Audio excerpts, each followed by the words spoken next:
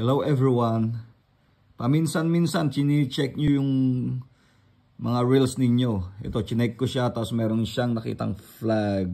May red na ganun. Pero huwag nyo siyang di-delete kasi pwede na siyang palitan ng audio niya. Ganito lang. Click mo lang ito. Ito siya. And then, ang gawin, punta tayo sa... Dali, punta tayo dito sa may dot na tatlo na yan na nasa baba. Yung dot. Click ko siya. Ayan.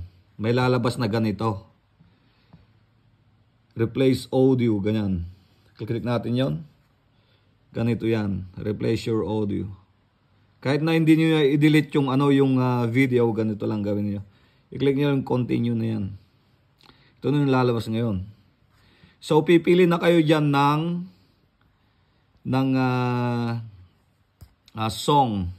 Gusto kong piliin ito. Minsan, isang beses mo lang siyang pwedeng palitan. So,